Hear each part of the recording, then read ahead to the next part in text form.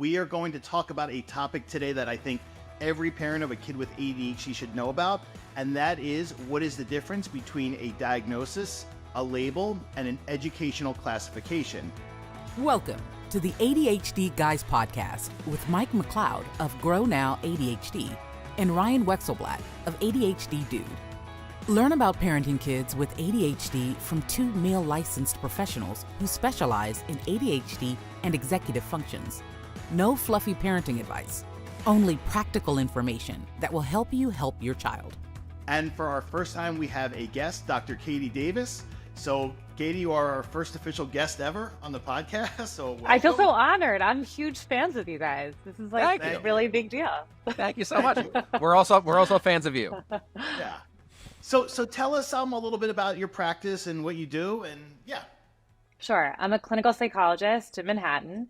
I see mostly teenagers with learning and attention disorders, and I do a combination of therapy and cognitive remediation with the kids, and I work with families also.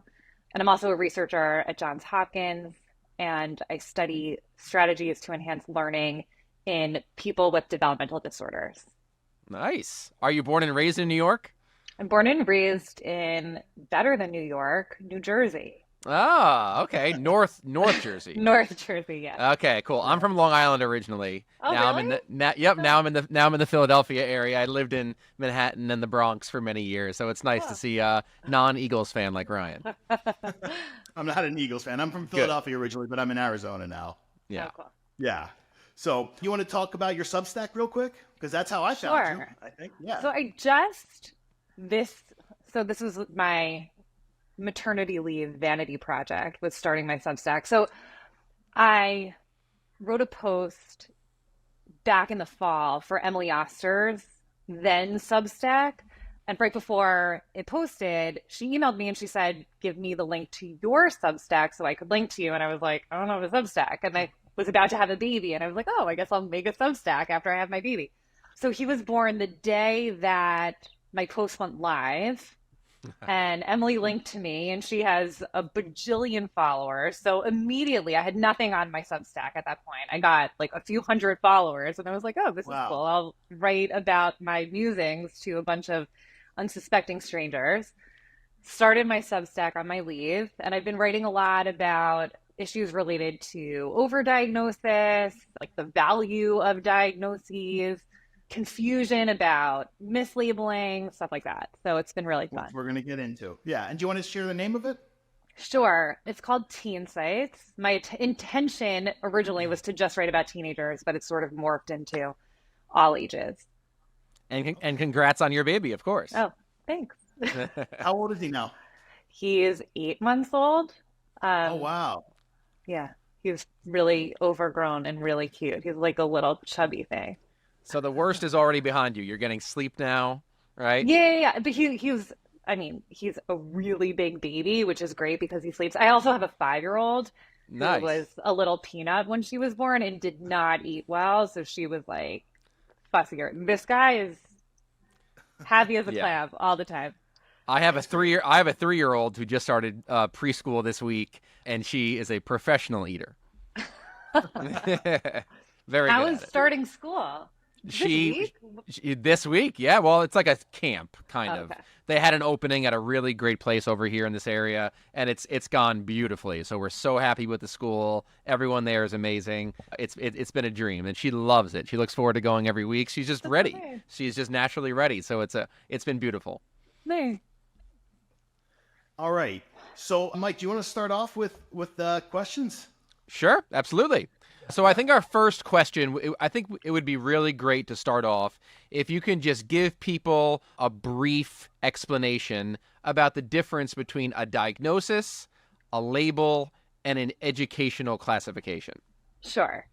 A diagnosis is a clinical determination made by a healthcare professional, like a psychologist, a psychiatrist, I don't know, some sort of diagnostician based on criteria from diagnostic manuals like the DSM-5 or the ICD-10. So ADHD is a diagnosis. You could find it in a diagnostic manual and a healthcare professional can assign it. An educational classification is a determination made by an educational team that a student has a disability that qualifies for special education services under laws like IDEA, the Individuals with Disabilities Education Act. And the label is a funny one. This is a term used informally to describe a condition. It may be based on clinical criteria, maybe not. I sometimes refer to them as fake diagnoses. So it's a label that you can't find in a manual that people sort of just throw around. Yeah. And we're going to get into that because, one of the things, Katie, is I've never seen as much confusion now as I have between what is a diagnosis and what is a label. And I completely blame that on social media. Right. I didn't even know of half of these things until I started getting onto like mental health social media. Like I had never heard of some of these labels that are like really bizarre. Yeah, this is something that Ryan and I talk about a lot with, everyone being on social media and basically pseudoscience spreading is now it's really more about, likes and follows and how many follows you have versus your actual educational degree and your background. Right. So if you're someone that's able to make, catchy videos and can get a lot of trending things going and you can talk about some sort of diagnosis or label, you're going to find a good, section of people that are going to say, oh, they're describing my child. My child must also have what they are talking about. And then it, snowballs into this giant thing. Right. And there's so much misinformation floating around, so many people being steered away from, really evidence-based, well-established treatments in favor of this, snake oil. Correct. Yeah. And this whole concept and this whole educational classification, that's for like a classification under like an IEP, correct? Right. That's a legal a legal designation. There's, I think, a difference that your listeners should understand between a diagnosis and a disability. A diagnosis is a condition that you have, and a disability is kind of a legal designation saying that you have a functional limitation that limits your access to some major area of life. And the one that we're talking about now is school. So even though you have a diagnosis, even a diagnosis of ADHD, if you have a diagnosis of ADHD, you might be able to manage that with behavioral interventions, with medication, whatever, in a way that means that you don't have a functional limitation in school. So you would have the diagnosis of ADHD, but you don't have a disability. You would not qualify for an educational classification, and you're not entitled to special educational services. Yeah, and there's one educational classification that for some reason I'm drawing a blank. I can't think of it. Maybe you can help me figure out what it is. That I've realized that a lot of students are getting labeled as, and it's something like mental. It's not OH. So kids, at least in New York. So I think it varies state to state, but I don't know. Don't quote me on this one. Yes. At least here in New York, if you have ADHD, generally your education classification is called OHI, other health impaired. The other ones are like learning disorder, autism, emotional disturbance. Is that disturbance. It? I think they changed it to, it used to be emotional disturbance. Now I think it's emotional disability, which I think is actually So here in PA, they still use emotional disturbance for so many different things. And of course, as a parent, you see, a federal document and you see your child being labeled as emotional disturbance. And that really fires up a lot of parents. It can be pretty stigmatizing. I think teachers sometimes have the impression that kids that have an ED classification have like behavioral issues in the classroom. So if they see a kid coming with an ED classification, that might sort of bias them into thinking that it's like a problem child. Most of the kids that I work with ADHD have an OHI classification, not an ED classification. OHI is sort of like a catch-all for not a learning disorder, not like traditional like anxiety, depression, psychopathology, not autism, like it's just whatever else, which I guess is fine. I think generally kids with ADHD with an OHI classification do have access to whatever services they need, even though OHI is sort of nebulous. But that's how it works. These are federal, by the way. They are federal? Yeah, they're federal, the education classification. classification. Cool. Yeah. It was interesting. My son had the ED one, which made sense because he was a behavior problem, And, one of the things that, and I kind of let it go for a while, but then when he got older in high school, when, things got better, I did have it changed to OHI because I knew he wanted to go to vocational school, and I didn't want that to keep him out. So they changed it. Right. So my point being that educational classifications can change. But the other thing I always want to clarify for parents is that, it is not a diagnosis. So sometimes, parents will say, the school diagnosed my child with autism. And I have to explain, no, the school did not diagnose him with autism. They gave him an autism classification, which actually does not mean necessarily that they have autism. Right. Which did this get so confusing for people? Right. I mean, conversely, at least in my practice. So, I mean, I have a sort of, I see generally kids that are from like high SES families, like highly educated parents who are pretty savvy in navigating the education system. And I think a lot of them kind of understand that all kids can benefit from accommodations and services. Like if you have extra time on a test, generally you're going to do better on the test. So some of them are incentivized to seek a classification and to get services.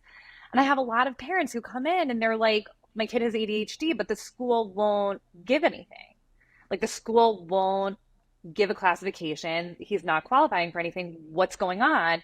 And those are the families that I have to explain. Okay, sure, he has a diagnosis, but he does not have a disability, right? There is no functional limitation here. You're managing it. He's doing fine. He's on grade level, progressing as he should. There's no disability. Of course, the school is not going to give anything. And I think that that's a common misconception, that just because they have the diagnosis that they qualify for whatever in school. So, Katie, I want to ask your opinion about this real quick. I go to the medical ADHD conference every year, and one of the things from the medical ADHD community is they feel that, it's okay if pediatricians make a diagnosis if they collect data.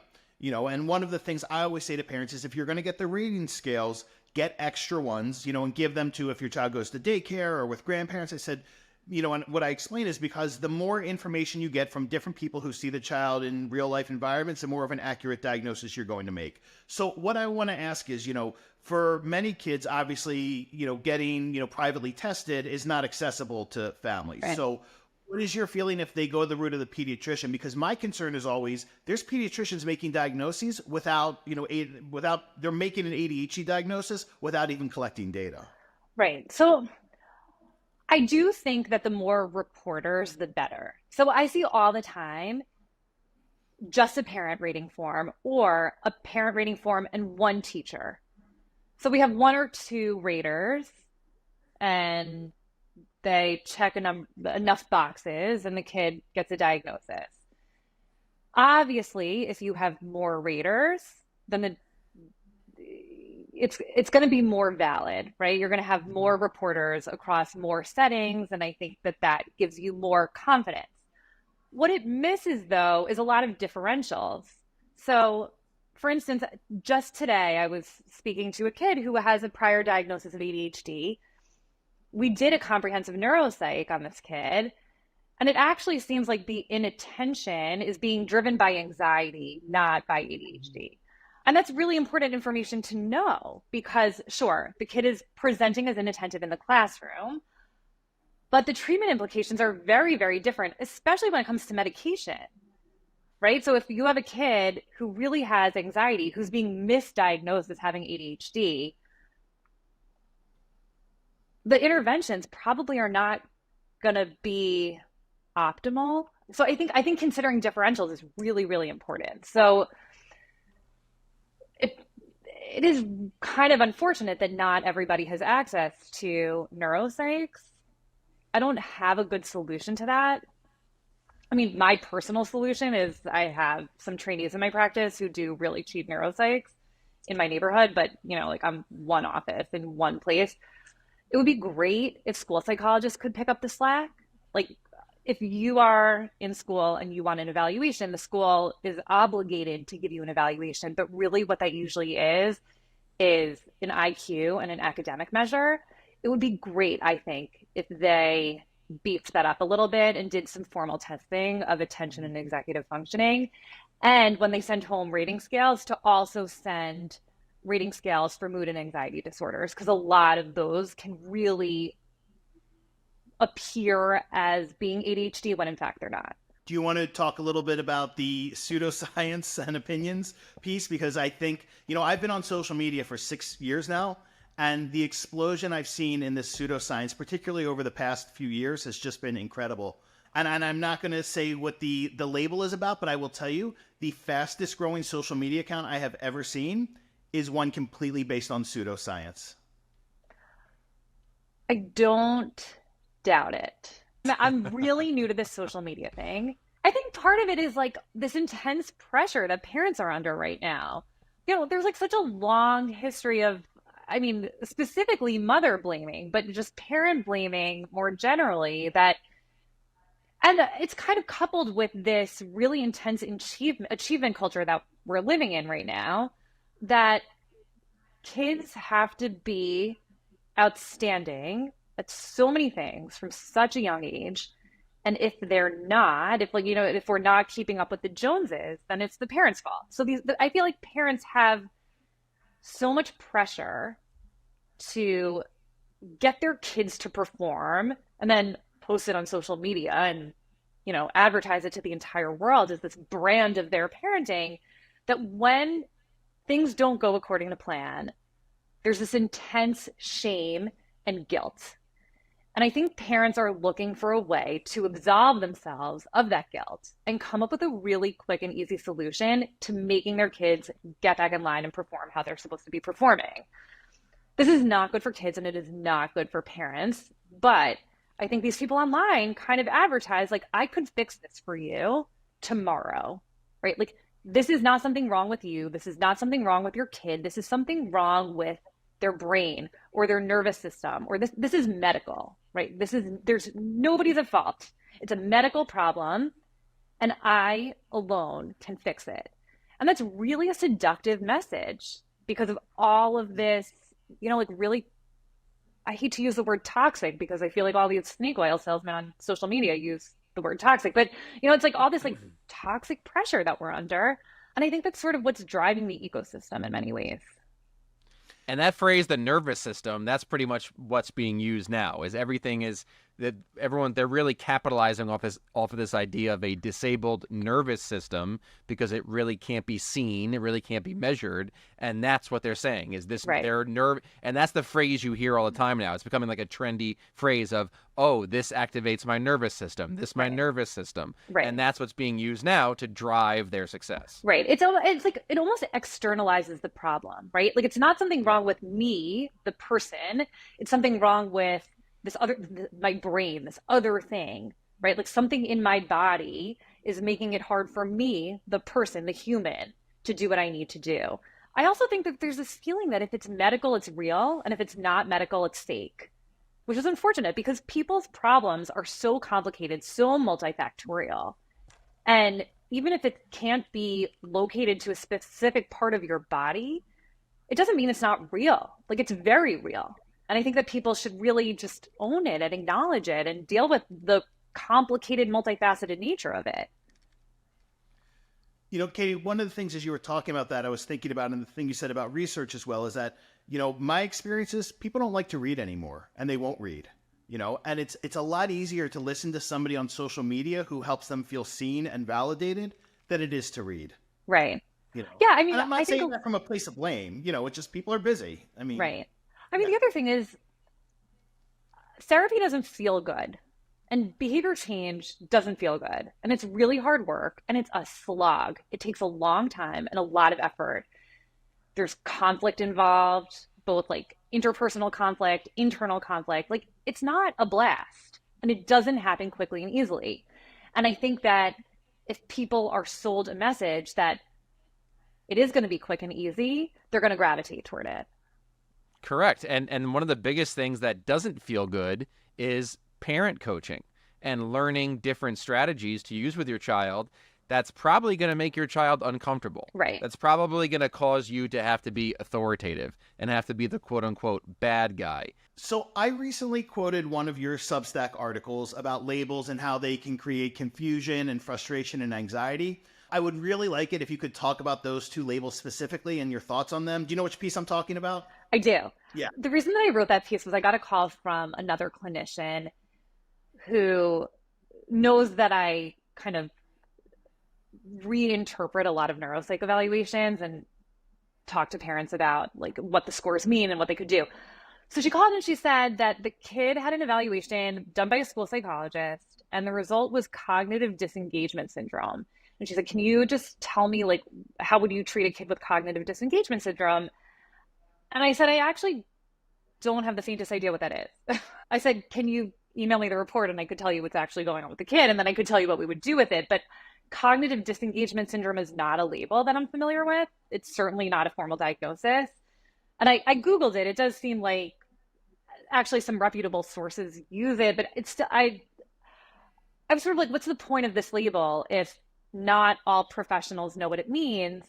And it's not going to be reimbursed by insurance and it's not going to get you an educational classification. So why use the label to begin with? And there's other ones, right? Like I think the one that I think we're all sort of euphemizing about is PDA, which I actually had never heard of until I got on Parenting Instagram, and there it is. So there's all of these informal labels that I think are sort of floating around the mental health and parenting communities that don't appear in a diagnostic manual. So they don't provide a pathway to services, and they're not commonly understood among professionals. I think that those labels should just frankly not be used because I think that they just cause a ton of confusion. I think if you have a label that is standardized, that everyone understands as the same exact thing, that you could submit on an insurance bill and get reimbursed, that is recognized by boards of education and provide access to special education services, then sure, use the label. If it doesn't do those things, it just creates so much anxiety and confusion. I think that they should be avoided. Well, and in terms of the PDA one, it's also creating extreme parental accommodation. Right. Which is really frightening. Yeah, really frightening. I'm like, fortunately, I don't know any. I do get some calls from parents sometimes that ask if I can help with their kid who they think has a PDA profile. And I do take the cases because I think that these are parents that are struggling, and I think that they could use some parent coaching to make their homes run more smoothly. But I do try to do some psychoeducation, like help them understand what's actually going on with their kid in language that is helpful. But online, I think that a lot of people who are sort of drawn into this PDA community, like I've seen some crazy reports of like people pulling their kids out of school. Like the accommodation of it just sounds so unethical. Like they're really like it's screen time. Do you know that one? It's just what they're. I feel sorry for these children. It's a mess. You're gonna hear more and more of those stories. If you're hearing them sparingly now, they're going to continue because I've heard several, and it's pulling them out of school, giving them unlimited screens, and it's what you were talking about before, that fear mongering of a disabled nervous system, so you can't place a single demand on them. Right. It's not even just that. It's also I feel like they shame clinicians who are using, like more established approaches to help these kids develop skills to function better in school and like in other environments, saying that they're not neuroaffirming.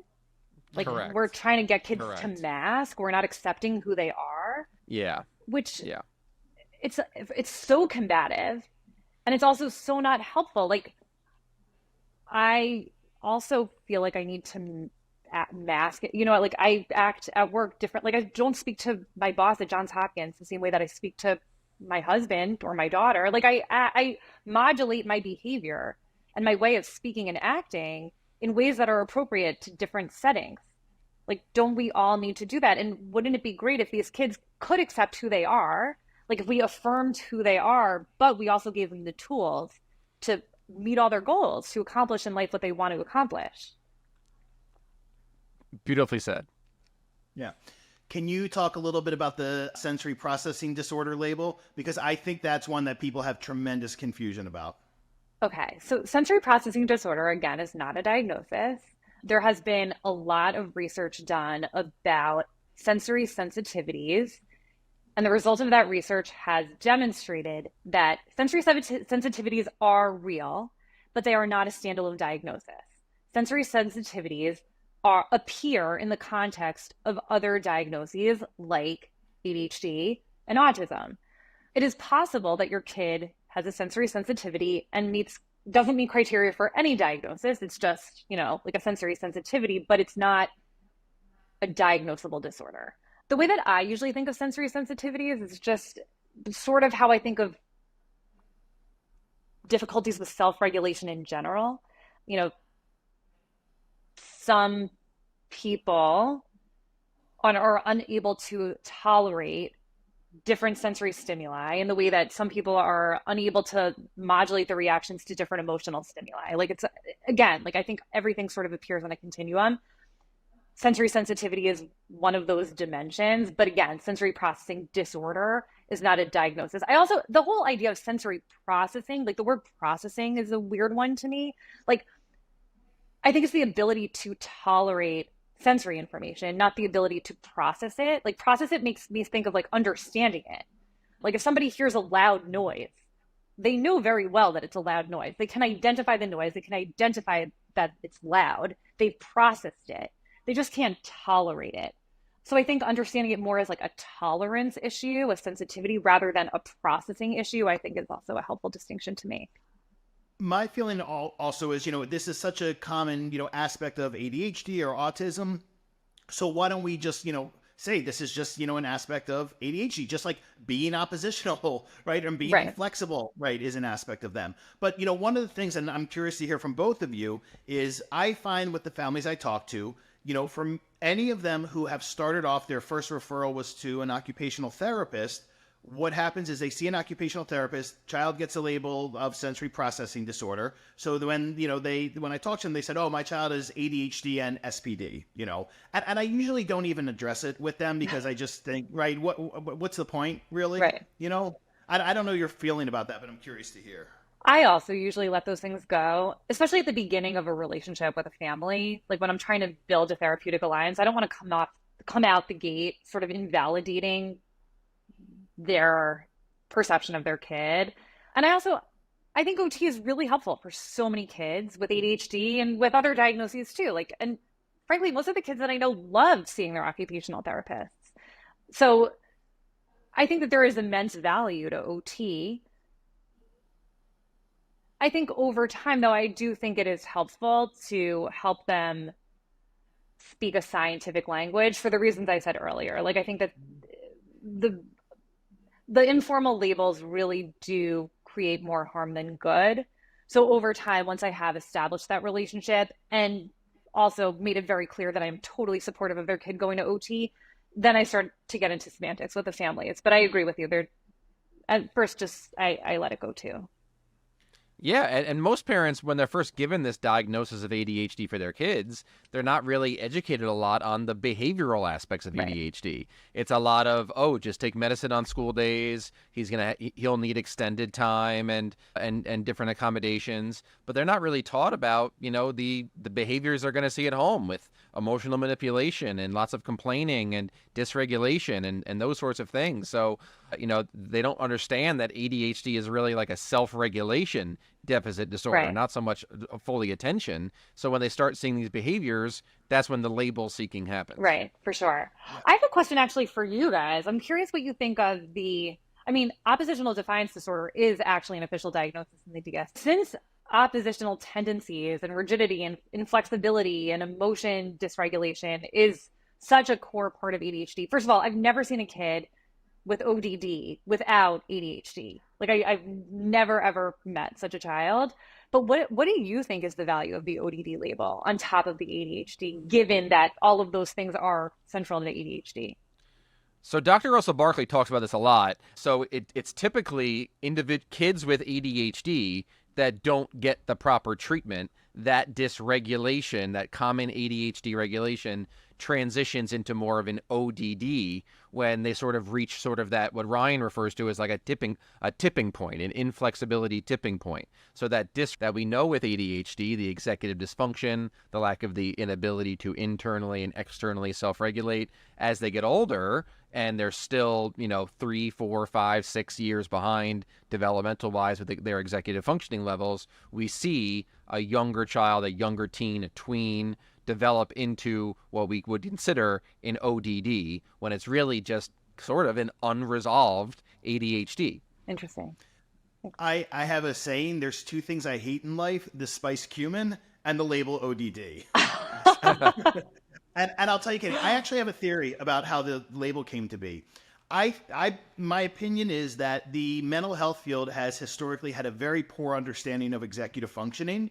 And I think what happened was because people did not understand that inflexibility or cognitive flexibility, right, is an aspect of executive functioning, they began to, pathologize that and see the oppositional behavior, right, as being this kind of standalone thing, or they didn't understand it was coming from a place of anxiety or, right, or a need for control because of, adverse childhood experiences or whatever it is. So I think there was all these reasons, right, why oppositional behavior presents itself that were just not understood. And that's how the label came to be. That's just my theory. And so many people don't realize ADHD is a spectrum. It's going to change. If you're an ADHD individual, you're going to have different symptoms when you're a child and a teen and a tween and a young adult. It's going to evolve. And we've joked many times, like, have you met an adult with ADHD and sort of that never got the treatment that they needed and sort of their ability to socialize and manage their emotions? Right. And, is it really new labels and new diagnoses and new classifications,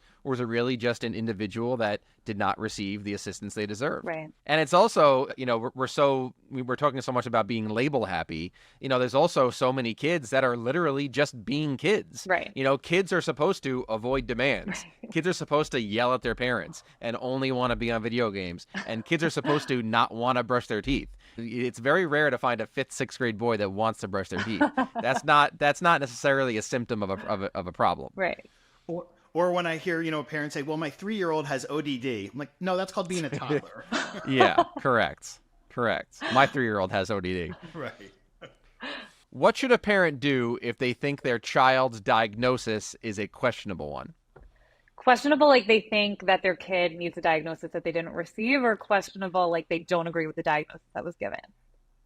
They don't agree with what was given. I would get a second opinion. I would just... Okay. That seems pretty... that's what people do for medical diagnoses all the time, right? Like, I don't see a difference. Like, if you disagree with the clinician that gave you one diagnosis, go see another. Also, if a clinician gives a diagnosis that you don't agree with, odds are that the therapeutic alliance with that clinician is not so strong. So I probably would see somebody else anyway. Like, if you fundamentally feel like the clinician has described your child in a way that does not resonate with you, I think it's sort of a dead end for treatment anyway. So go see somebody else.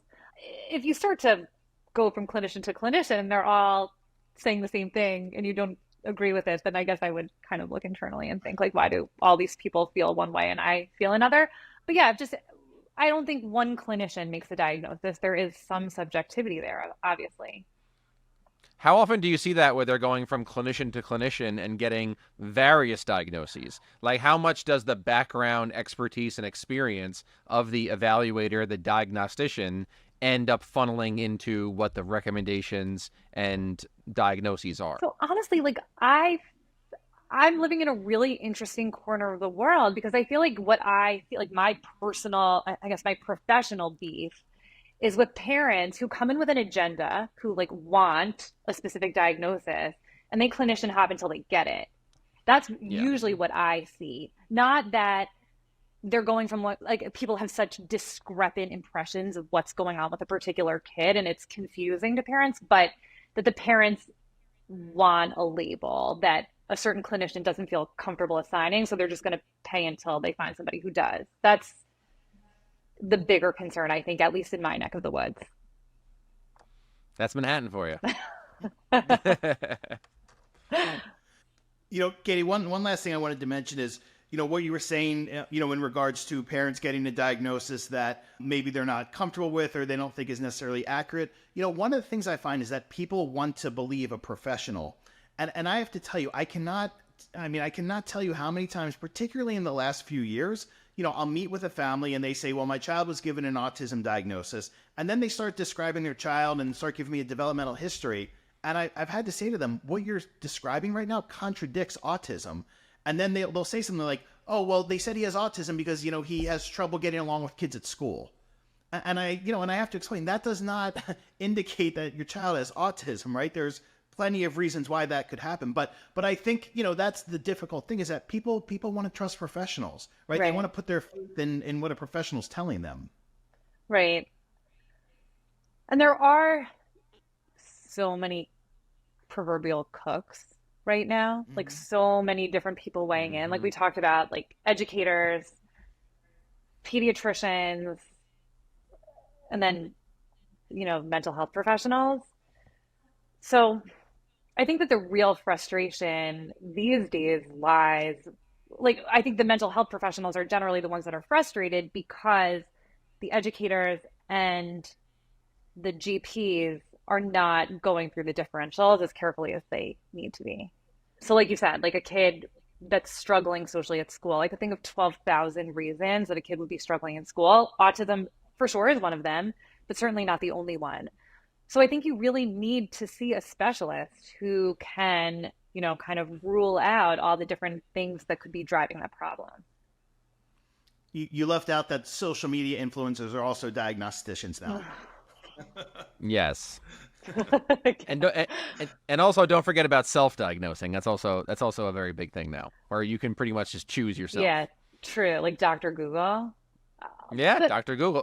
Or the big thing is with young adults, especially, what we're seeing now is they're using the app Discord, where they're joining these different communities, these message boards of people, and self-diagnosing through that. And you see that a lot with ADHD females or females on the spectrum may end up hopping on Discord, finding a community, and diagnosing all different types of things. Right. Yeah. The internet is a really interesting place. Although I see that promoting myself on the internet. Well, so do we. So yes. Don't worry about it. Yes. It's a wild place.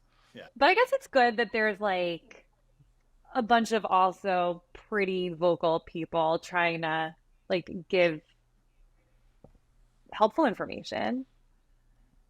I don't know. I think we're in the minority, but yeah.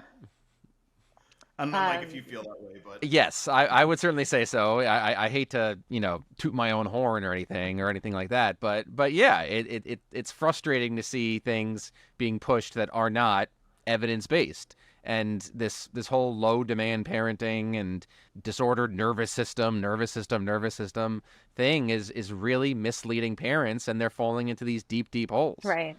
And not that I think that the evidence is so fixed. I'm hardly dogmatic about it, right? Just because a study came out and even a body of evidence could evolve over time, right? Science changes. And honestly, we're not in such a well-funded field that the research is even that fantastic, right? A lot of this stuff is based on, mounds of frankly, low quality evidence. So I think we have to be flexible in adjusting our approach to changes in evidence. But at this point, I think that behavioral interventions are well established both by research and by actual anecdotal clinical experience, that to say that, it's wrong at this point is just so foolish. I don't know. But I would say the one thing that really can't be disputed, because there's literal decades and decades of research behind it, is the benefits of authoritative parenting. Right. Kids do well. Kids feel safe. Kids meet a lot of expectations when parents are, a strong, loving, warm, nurturing leader. and there's limits and there's structure and there's not a tons of screens in the house, and parents do say no, and kids are doing chores, and parents aren't doing things for kids that the kids can do themselves. Right. That's an indisputable piece of right. evidence. It's funny too, because there's obviously so many different what's the word that I'm trying to think of? Like CBT versus psychodynamic, like all the different theoretical modalities within psychotherapy.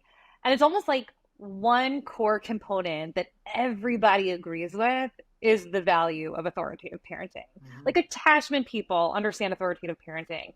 Behavioral people understand authoritative parenting. Like the really serious Freudians believe in authoritative parenting. So like if everyone, it's more than decades. I think it's like more than a century of evidence believes in this. Then I think we could kind of accept it as true and move on. But on social media, so you listed all the people that believe in it. The ones who don't believe on it is all the parents on social media, because it goes against, neurodiversity affirming. It goes against low demand parenting, and all these people, these snake oil people, as you referred them to, they are basically saying if you're an authoritative parent, you're going to traumatize your child and give them anxiety. Right. So do this thing that actually is like really easy and pleasant all the time. Yes. Yeah.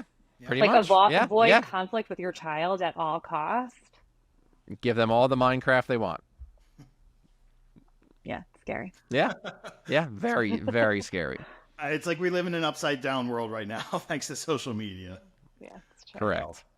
Well, thank you so much for coming on. Really appreciate it. I think people will find this really helpful. Do you want to give your website or Substack website or anything? Sure. Yeah, follow my Substack. It's katiesd.substack.com. My Substack is called Teen Sites, and I write about more than just teens these days. And my Instagram is Dr. Katie S. Davis. So, and you can send us all that information, and we'll put it in the show notes so they can click Thanks. the links for you. This is so fun. Thank you so much for inviting me. Yeah. I can't believe I'm your first guest. I feel so honored. Well deserved. Well deserved. No, I'm like a really big fan. No, we're big fans of you. Thanks for listening. To learn more about Mike's practice, GrowNOW ADHD, please visit his website at grownowadhd.com. To learn about the services Ryan provides, please visit ADHDdude.com. You can find Mike on Instagram at GrowNowADHD, and you can find Ryan at the ADHD Dude YouTube channel.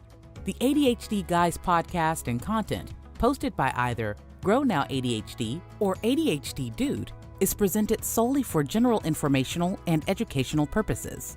The use of information on this podcast is not intended as a substitute for the advice of a physician, professional coach, licensed mental health professional, or other qualified professional, diagnosis, or treatment. Listeners should not disregard or delay in obtaining professional advice for any medical or mental health condition they or their child may have, and should seek the assistance of their healthcare professionals for any such conditions.